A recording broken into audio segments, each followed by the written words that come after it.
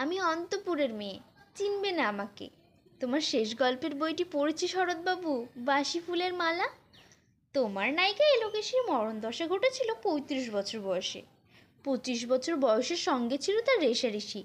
দেখলেন তুমি মহাদর্শই বটে, জিতিয়ে দিলে তাকে। নিজের কথা বলি, বয়স আমার অল্প।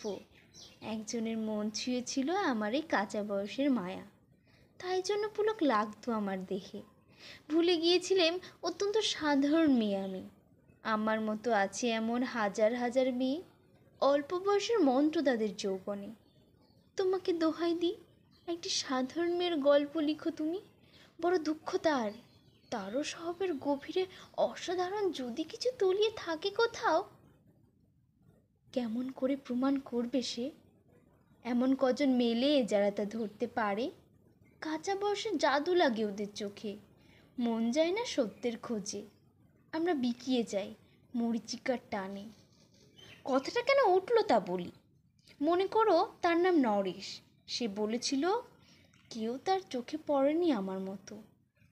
এত বড় কথাটা যে বিশ্বাস করব সাহস হয় না, না করব এমন জোর কই। একদিন সে গেল বিলেতে। চিঠিপত্র পাই কখনো বা মনে মনে ভাবি, রামো রামো, এত মেয়েও আছে সে দেশে। এত তাদের ঠেলাঠেলি ভিড়, আর তারা কি সবাই অসামান্য? এত বুদ্ধি, এত উজ্জ্বলতা, আর তারা কি সবাই আবিষ্কার করেছে এক নরেশ সেনকে? স্বদেশে যার পরিচয় ছিল চাপা 10-এর মধ্যে। গ্যালোমেলের চিঠিতে লিখেছে লিজের সাথে গিয়েছিল সমুদ্র নাইতে। বাঙালি কবির কবিতা কলম দিয়েছে তুলে, সেই যেখানে উর্বশী উঠছে সমুদ্র থেকে। তারপরে বালির পরে বসলো পাশাপাশি। সামনে দুলছে নীল সমুদ্রের ঢেউ, আকাশে ছড়ানো নির্মল সূর্যালো। লিজি তাকে খুব আস্তে আস্তে বললে, এই সেদিন তুমি এসেছো, 2 দিন পরে যাবে চলে। ঝিনুকের 2টি খোলা, মাঝখানটুকু ভরা থাক একটি নিরেট অশ্রুবিন্দু দিয়ে, দুর্লভ মূল্যহীন। কথা বলবার কি অসামান্য ভঙ্গি, হ্যাঁ? সেই সঙ্গে নরেশ লিখছে, কথাগুলো যদি বানানো হয় দোষ কি? কিন্তু চমৎকার। হিরে বসানো সোনার দুল কি সত্য, তবু কি সত্য নয়? বুঝতেই পারছ। একটা তুলনা সংকেত ওর চিঠিতে অদৃশ্য কাটার মতো আমার বুকের কাছে বিধিয়ে দিয়ে জানায় আমি অত্যন্ত সাধারণ মেয়ে। মূল্যবানকে পুরো মূল্য চুকিয়ে দিই এমন ধন নেই আমার হাতে। ওগো না হয় তাই হলো, না হয় ঋণী রইলাম আজীবন। পায়ে পড়ি তোমার, একটি গল্প লিখো তুমি শরৎবাবু, নিতান্ত সাধারণ মেয়ের গল্প, যে দুর্ভাগিনীকে দূরের থেকে পাল্লা দিতে হয় অন্তত 5-7 জন অসামান্যর সঙ্গে, অর্থাৎ সপ্তরথিনীর মান। বুঝে নিয়েছি আমার কপাল ভেঙেছে, হার হয়েছে আমার। কিন্তু তুমি যার কথা লিখবে তাকে জিতিয়ে দিও আমার হয়ে। পড়তে পড়তে বুক যেন ওঠে ফুলে, ফুলচন্দন পড়ুক তোমার কলমের মুখে।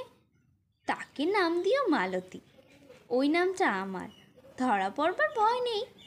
আমার অনেক মালতী আছে বাংলাদেশে, আর তারা সবাই সামান্য। তারা ফরাসি জার্মানি জানে না, তারা কাঁদতে জানে। কি করে জিতিয়ে দেবে? উচ্চ তোমার মন, তোমার লেখনী মহীয়সী।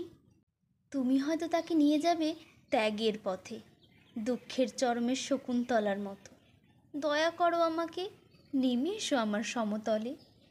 বিছানায় শুয়ে শুয়ে রাত্রির অন্ধকারে দেবতার কাছে যে অসম্ভব বর মাগি, সেই বর আমি পাবো না। কিন্তু পাই যেন তোমার নায়িকা। রাখো না কেন নরেশকে 7 বছর লন্ডনে, বারে বারে ফেল করুক তার পরীক্ষায়। আদরে থাক আপন উপাসিকা মণ্ডলীতে।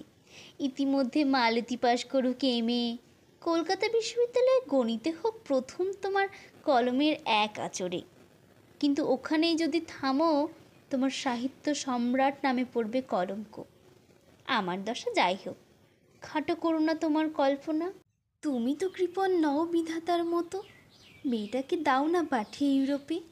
সেখানে যারা জ্ঞানী, যারা বিদ্বান, যারা বীর, যারা কবি, যারা শিল্পী, যারা রাজা, দল বেঁধে আসুক ওর চারিদিকে, জ্যোতির্বিদের মতো আবিষ্কার করুক ওকে। শুধু বিদুষী বলে নয়, নারী বলে। ওর মধ্যে যে বিশ্বজয়ী জাদু আছে, ধরা পড়ুক তার রহস্য, মুরের দেশে নয়। যে দেশে আছে সমজদার, আছে দরদি, আছে ইংরেজ, আছে জার্মান, আছে ফরাসি।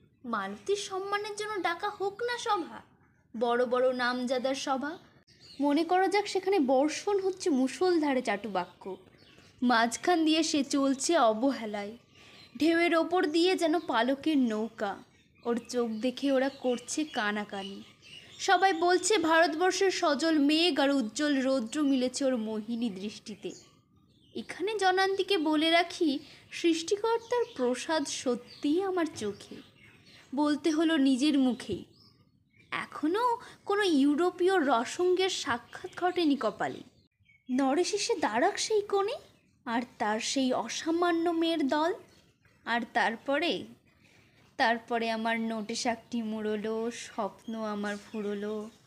হায় রে সামান্য মেয়ে, হায় রে বিধাতার শক্তি অপব্যয়।